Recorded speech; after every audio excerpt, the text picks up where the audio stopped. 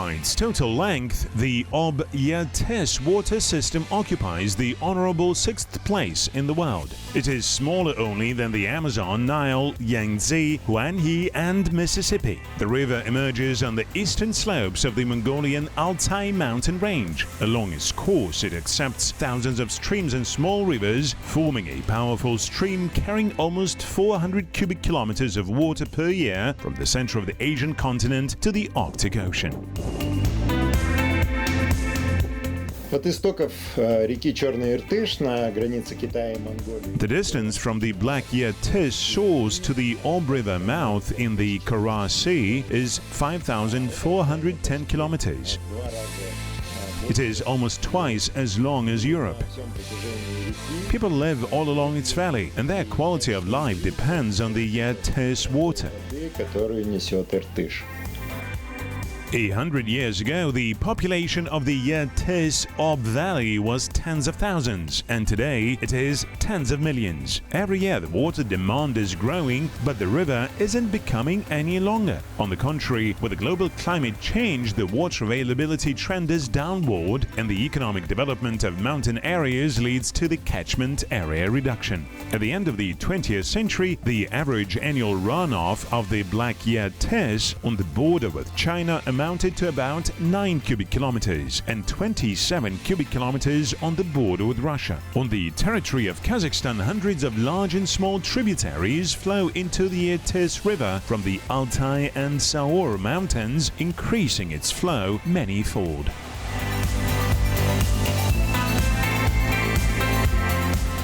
Any river ecosystem is like a single living organism, each cell of which doesn't exist on its own, but is a part of the whole. Our hands, legs and liver cannot exist without heart or say lungs, so we control our organs not individually but take care of the whole body. The same is true of rivers.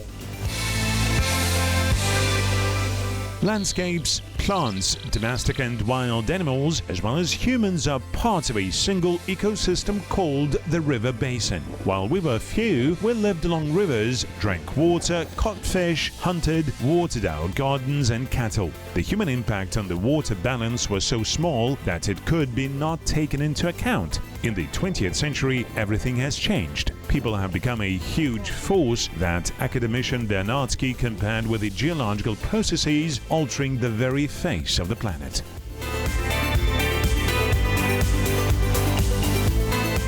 Принцип бассейнового управления водными ресурсами. The principle of basin water resources management was formulated in the second half of the last century, and in the new millennium, many countries, including Kazakhstan, have already created the necessary legal framework for transiting from the administrative territorial to the basin principle of water management. It is more complicated with transboundary rivers, as we need to agree on water ratios with our neighbors.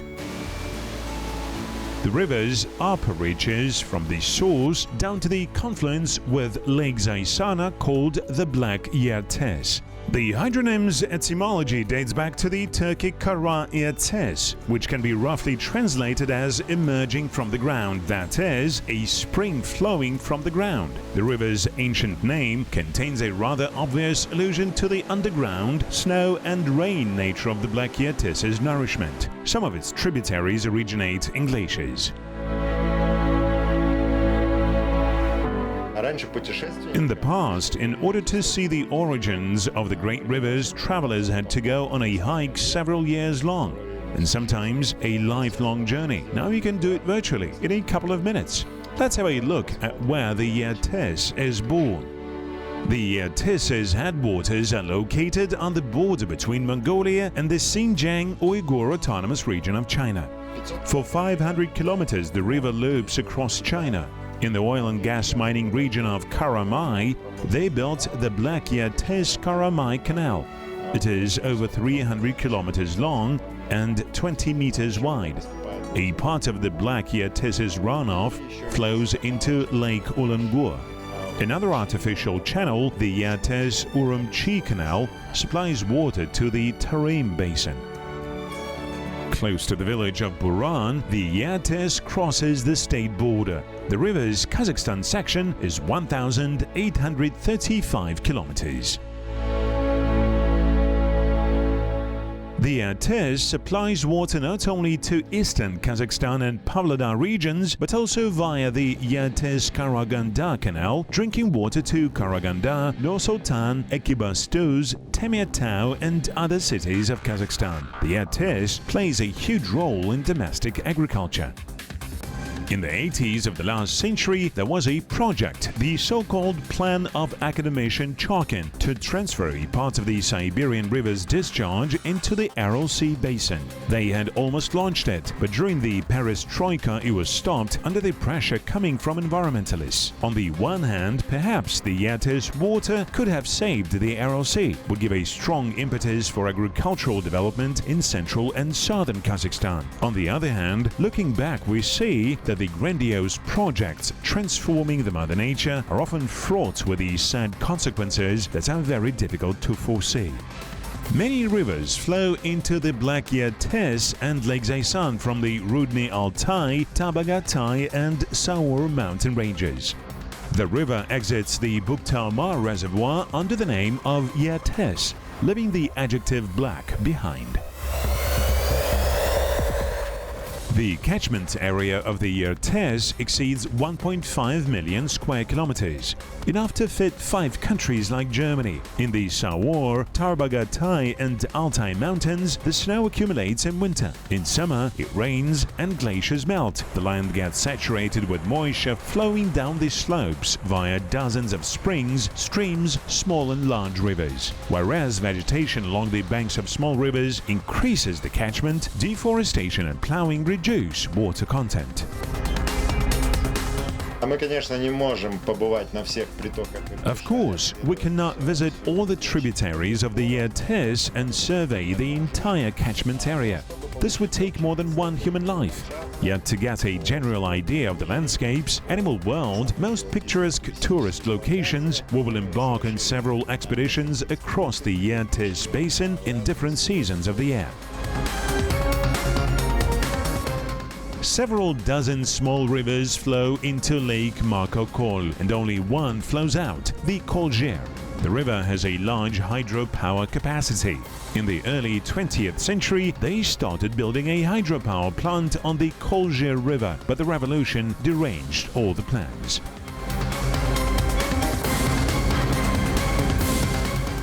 Nearby, on the steep Irtysh's banks, the Ashutas Paleobotanical Natural Monument is located. 30 million years ago, Lake Zaysan was several times larger than today. The climate was subtropical.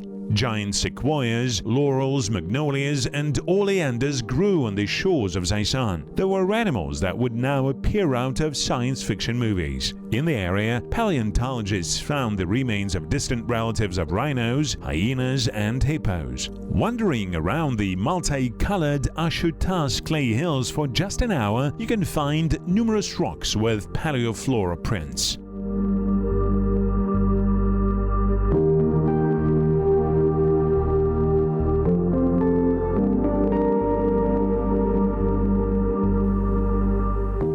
The Ural River originates in glaciers on the slopes of the highest Siberian summit, Mount Beluga. The Ural's contribution to the water resources of the Irtysh is about 1 cubic kilometer per year. It is also the main tributary of the Bukhtarma River. The Ural Valley is famous for the fact that in the early Iron Age it was one of the major centers of the Saka culture.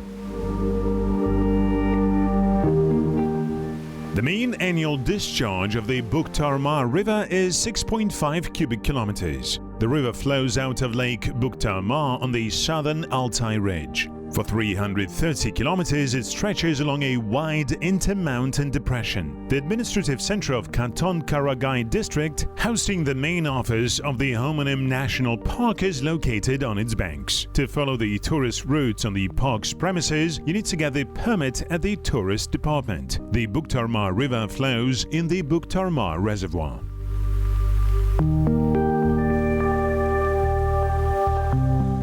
The Kurshim River flows out of an unnamed lake in the intermountain trench between the Kurshim and Sarim Sakti ranges. The Kurshim's contribution to the water resources of the Irtysh is slightly less than 2 cubic kilometers per year. Not far from the mouth of the Kurashim, there is a ferry crossing over the Bukhtarma Reservoir. Ferries go every hour, from 6 a.m. until dark. We have examined only some of the Irtish's right bank tributaries, but there are also rivers flowing from the Saur and Tarbagatai mountains. Although not all of them fall into the Irtysh, there are many rivers in the Tarbagatai, for instance, Jarma, Kaijin-Desu and Kokbekti, that once flowed into Zaisan, but now have dried up, entering the plain. The mountains of Tarbagatai got their name from the word Tarbagan, marmot. Yet they are famous not only for marmots but also for mountain rams, argali. True, most of the argali population has been preserved in the border zone where economic activity is prohibited. Roe deer partridges and Daurian partridges also live here. The Tarbagatai mountains are low, there are almost no glaciers, and only in the region's northern section there are small permanent snow zones.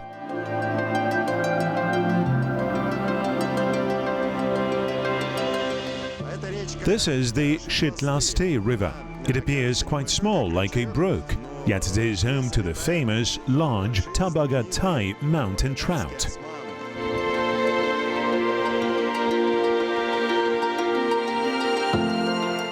The Monrak mountain range adjoins the Tarbagatai. In its foothills, the Flaming Arders paleontological monument is located. It got its name by the color of Mesozoic clays. Mottled hills coruscate with all the colors of the rainbow, especially at sunset. Here, photographers have the opportunity to play with color. Bright red zones transit into brown and even greenish ones. Here they found dinosaur egg shells and bone remains. If we were in this place 100 million years ago, we would have hardly recognized it, overgrown with lush tropical vegetation.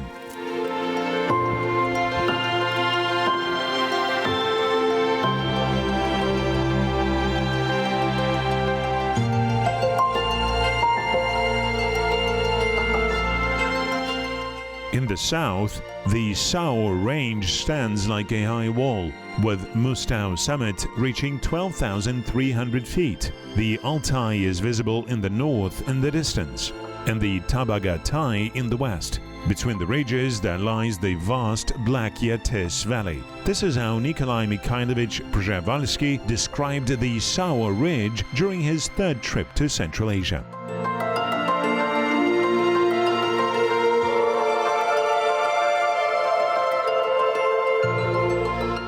The Saur Saikan mountain range stretches from the Tarbagatai to the Irtysh River. Its highest point, Mount Mustau, is 3,800 meters high. A small glaciation massif is located here, from which the tributaries of the Kenderlek River flow.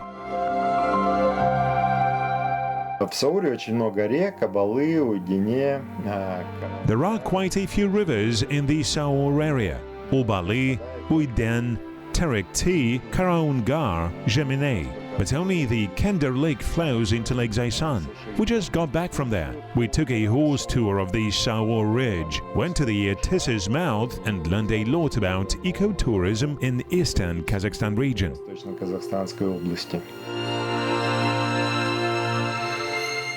The Saur's animal world is rich and diverse. Mountain sheep, argali, bears, morals, wild boars, roe deer and other animals inhabit the area. Roe deer stay in the foothills. Morals prefer forest areas. Argali roam high mountain plateaus, and wild boars are present in all of the high altitude zones. The term tolerance came to politics from biology. It denotes the ability of animals to adapt to different conditions, including life next to humans. Wild boars are extremely tolerant and can live in the vicinity of villages, getting into crop fields at night. Thus, there is a need to regulate their populations in the areas of intensive agriculture.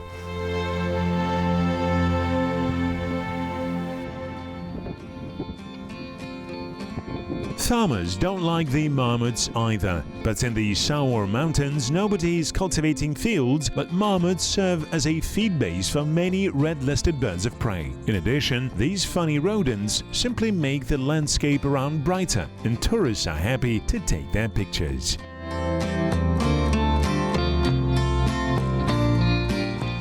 Many of us are not really fond of snakes, but they are also part of the ecosystem and therefore should not be killed. On the contrary, carefully looking under your feet is vital. Copperhead is a venomous snake, but it attacks only if you approach it by 10 centimeters. If it sees you at a greater distance, it will try escaping by itself.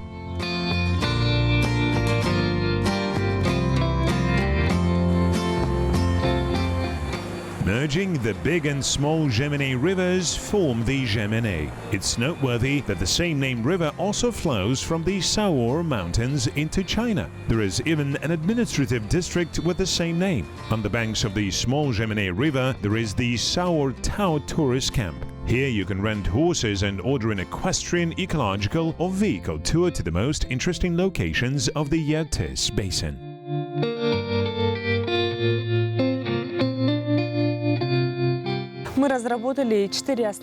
We have 4 main tourist packages and we hope that they will help local tour operators. Aigerim Rao defended her master thesis in Zurich with the title Development of Ecotourism in Kazakhstan based on the example of Zaysan district. At the moment, the share of tourism in Kazakhstan's GDP is only 1.6%. But we know that this business, the whole industry can bring much more income.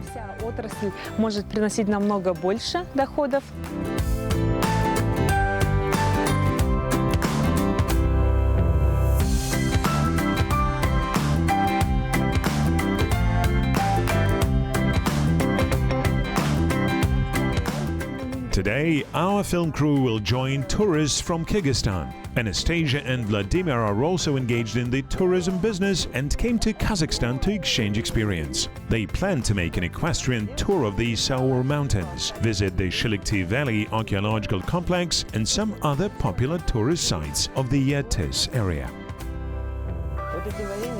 This is what I call jam. Nothing from the store.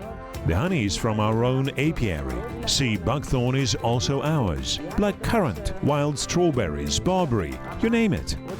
And the blackberries? Of course, they grow over there. Is this carp from the river to which we will soon go? Yes, from the Irtysh. Just look at how big it is. In fact, this one is still small. Will we catch a bigger one? There are bigger ones, but now fishing is not allowed. Then we'll just have a look.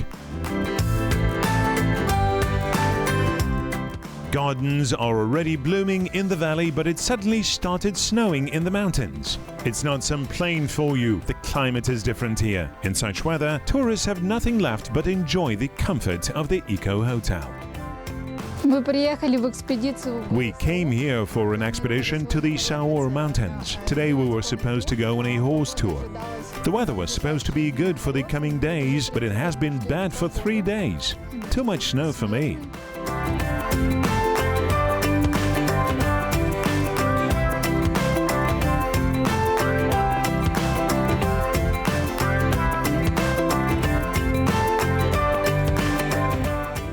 Hooray, gentlemen!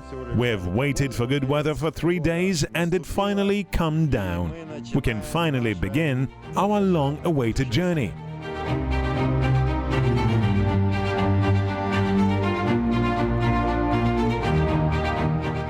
Getting ready for a horse campaign, it's important to properly pack all the gear. Each tourist has only one bag, korзhen, consisting of 2 equal sections. The staff weight is strictly limited. Only the most necessary things. These getting ready to ride the horse for the first time need to undergo a short training.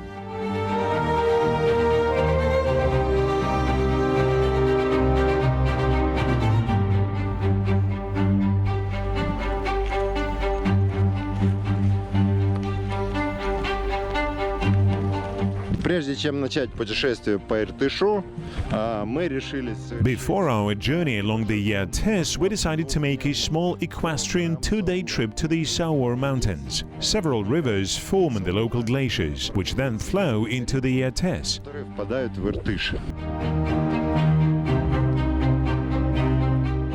It's not hard to manage a specially prepared tourist horse, but you need to observe safety rules. Where there is a risk of falling, it's better to put your weight on the stirrups only with your shoe toes. Otherwise, if the horse falls or gets scared, the feet can get stuck in the stirrups and there will be trouble. Just like an experienced driver is needed for a safe car trip, a safe horse hike cannot do without a qualified guide. In complicated, rugged terrain with steep cliffs on horseback, you can ride far from everywhere, so the guide must know the safe trails in advance.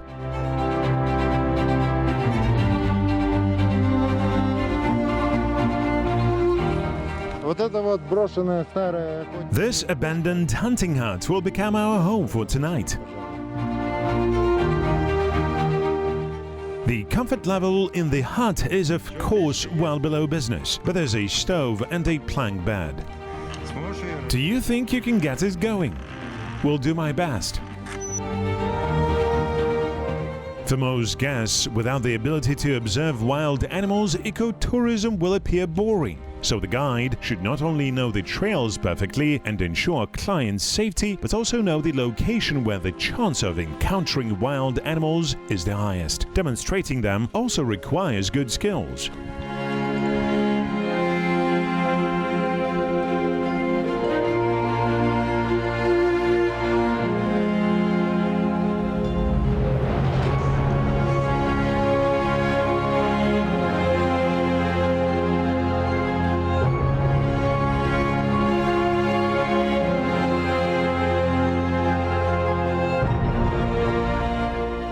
After the harsh romance of the horse trip and spending the night in tents and huts, it is especially nice to return to the comfortable eco-hotel.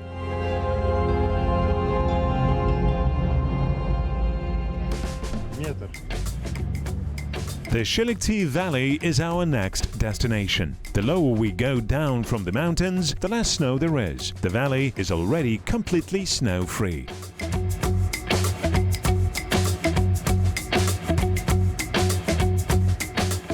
Along the way, we decided to see the gallery of rock paintings in the Manrak mountain range. Мы поднялись в горный массив Манырак. Он расположен между... We ascended the Manrak mountain range. It is located between the Saur and Tabagatai mountains.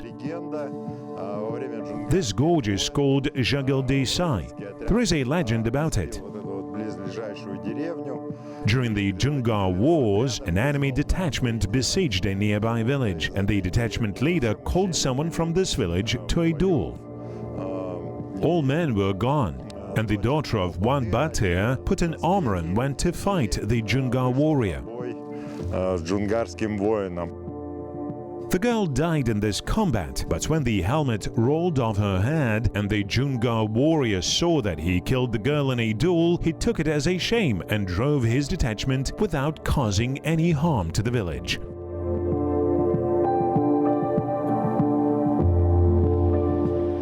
Finding rock paintings in the mountains is not easy, even when you know where they are supposed to be.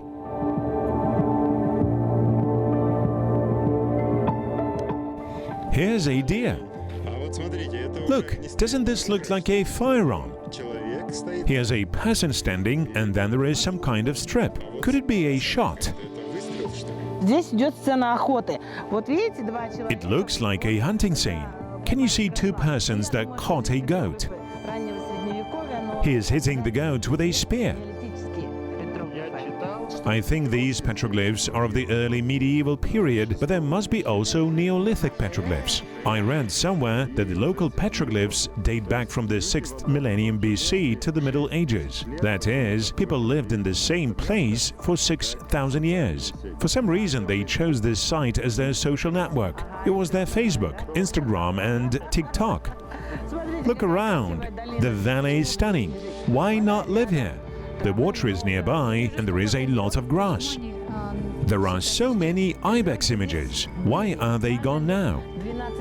They were here. Just about 12 years ago, I saw a couple in the upper section of the Qazaq Gorge. There's a lake there, Kalinshakol. In fact, I counted over 30 ibexes that time. We were glad because we hoped they would stay, but nobody saw them ever since. I think there can be two reasons. The main probably is anthropogenic pressure. These places have been used for grazing for several thousand years apparently. The oldest burial mound in the Shilakti Valley dates from the 9th century BC. The valley is quite convenient. The Tabagatai and Saor mountains protected from winds and bad weather. I guess the local pastures were once quite good. And it seems to me the most likely reason is that humans and livestock simply pushed them out. The climate change theory does not stand up to criticism because the climate has changed in the Jungarala Tau, but the ibexes have calmly survived those changes. The change by 4 degrees is quite significant, but it's not critical for ibexes. When it gets warmer, they just move up higher. When it gets colder, they simply move down. Похолодало, они спустились ниже. The perfectly flat Shilakti Valley can serve a landing strip or a field for drifting.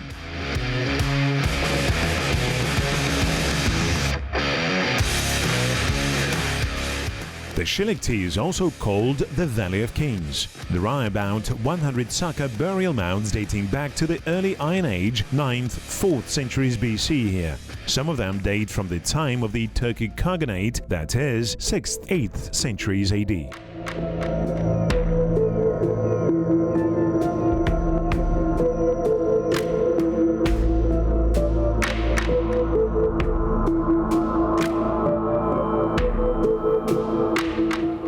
Nearby, there are burials of the Muslim period.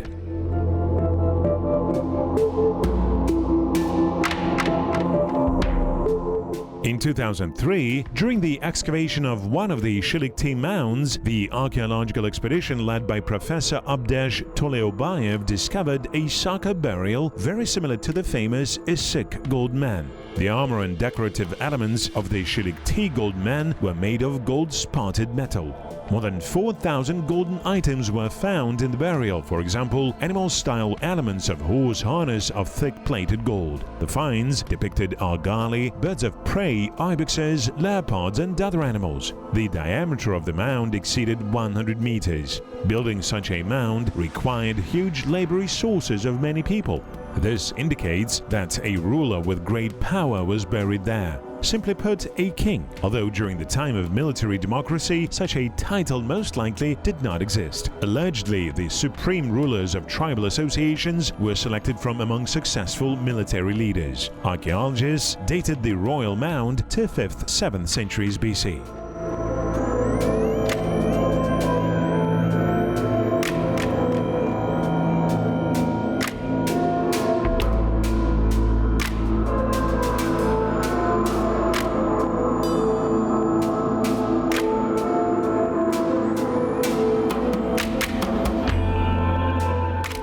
The next location on our route is the Keen Kirish Paleogeological Natural Landmark. Amidst a perfectly flat crushed stone desert, there rises an Aeolic or wind-laid island.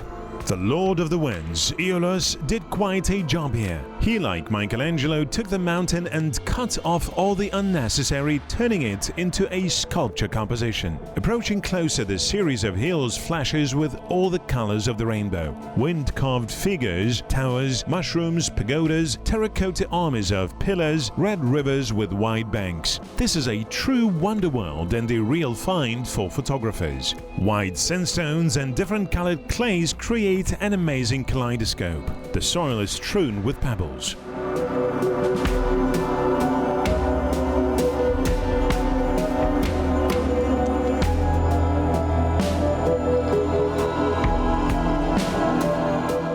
Я мечтал бы побывать здесь 30 миллионов лет назад. On the one hand, I wish I could visit the place 30 million years ago, when giraffes roamed the shores of the Zaysan Sea, and tapirs and hippos were relaxing in the shallow water. On the other hand, it was probably quite dangerous here too, because in those days, saber-toothed cats and predatory wild boars weighing up to 1.5 tons, as well as hyenodons, huge hyenas the size of a modern tiger, were dodging about. It was a much more dangerous place than today. Yet now, the beauty around is incredible. Красота неимоверная.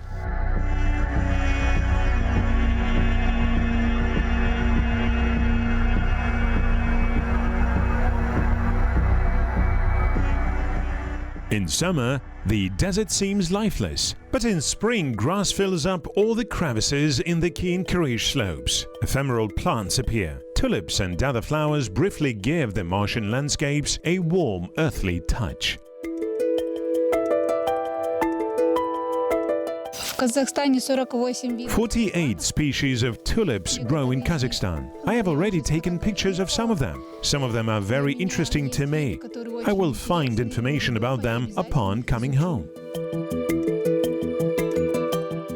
Peter Simon Pallas first described the Altai tulip during an expedition to the Altai at the end of the 18th century.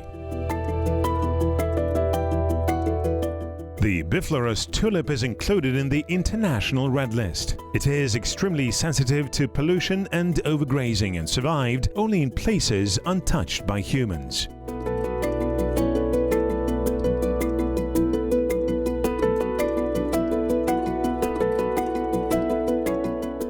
As a natural monument, Qazaq is a specially protected area. Here all activities violating the landscape's integrity are prohibited.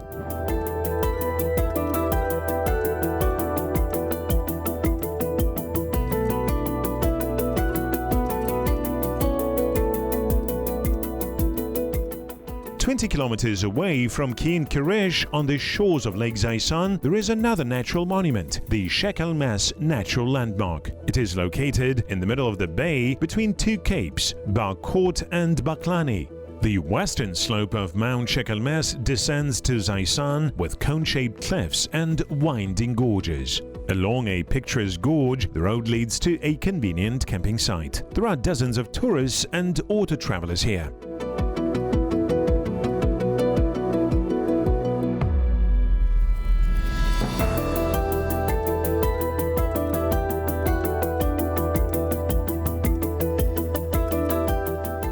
Солнце, воздух, ветер, вода и время. The sun, wind, water and time have turned these colorful clays into a real work of art. Проглядывается какой-то. You can even guess some kind of ornament. Очень красиво. Yet unfortunately, these mountains deteriorate quite quickly. Довольно быстро. 3 years ago we drove here, and somewhere here we entered a large cave. It was about 5 meters in diameter, and now it has already collapsed. Около 5 метров в диаметре. This site is protected by law. You can't dig anything here, because it will ruin it. Законом здесь нельзя ничего копать. You can only drive up one road and carefully walk and take pictures. Подъезжать по одной дороге. И It is indeed a paradise for photographers. ну, для фотографов здесь, конечно, рай.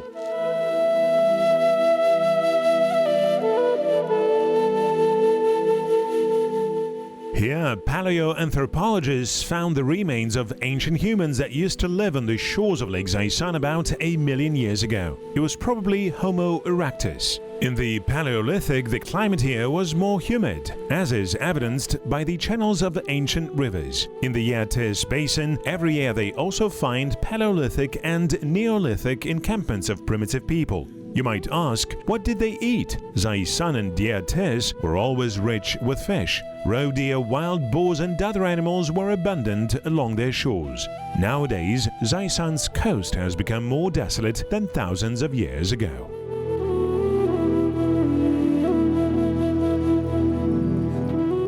If If you are in no hurry wandering through the Shekelmesser's labyrinths, you can find hundreds of caves, niches and grottos. A truly perfect location for a sci-fi movie.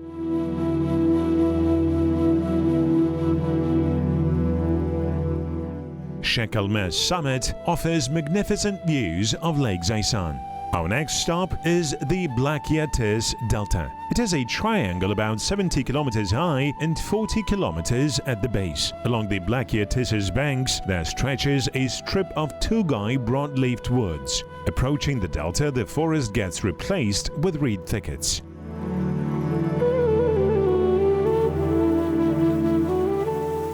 This is due to the fact that during spring floods the delta usually gets flooded, although it didn't happen this year. On the contrary, the water level dropped significantly and a part of the delta even burned out. Spring fires during the nesting season cause huge damage to biodiversity. Thus, tourists visiting riparian forest zones should be extremely careful with fire. Attempted arson is a criminal offense. We are on the banks of the Kandelig Channel. Dalil Khan Askarov is a local resident. He is a farmer. Dalil Khan, what happened to the water? We were able to walk up here from the bank line. The water level has fallen. Compared to last year, about 2-3 meters. 3 meters, you say? That's a lot. Yes, last year we had a drought. Maybe that's why. Has the water level ever fallen so low? No, I don't remember it falling so much. The banks got exposed as well. Well, maybe less than 3 meters. No, about 3 meters indeed. Now Dalil Khan will do a little excursion for us.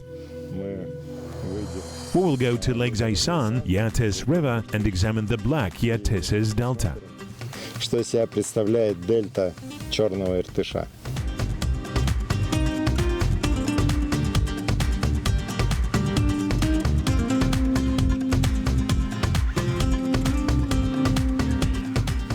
Caspian gulls nest on this sandy island.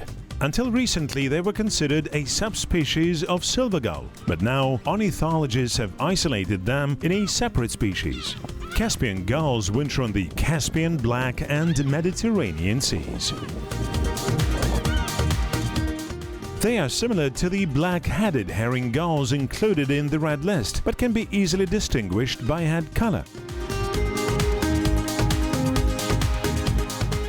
Caspian gull's head is white.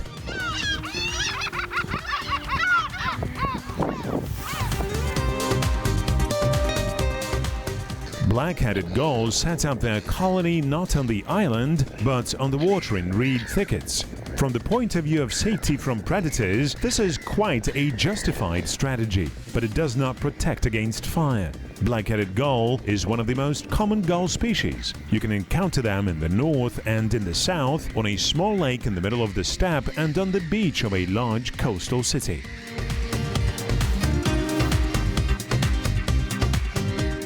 In early spring, the restless delta inhabitants, swans, pelicans, ducks and common coots are all in perpetual motion. When they break into pairs and start nesting, it seems the lake gets deserted. Although it's not true. In the reed thickets, this is where the things are humming.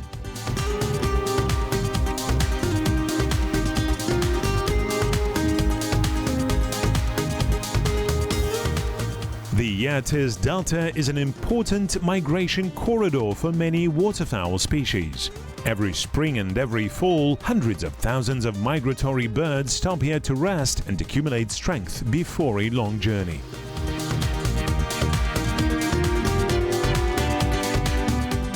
It's time for us to get on the road too. We got a general impression of the Yattis Delta, its tributaries flowing from the southern Altai and Saur mountain ranges, but we have not yet been to western Altai. This mountain land covered with black taiga plays a huge role in the water balance of the Yattis basin. Next time we will embark on a fascinating trip to the real Siberian taiga. Stay tuned for more interesting stories and breathtaking views.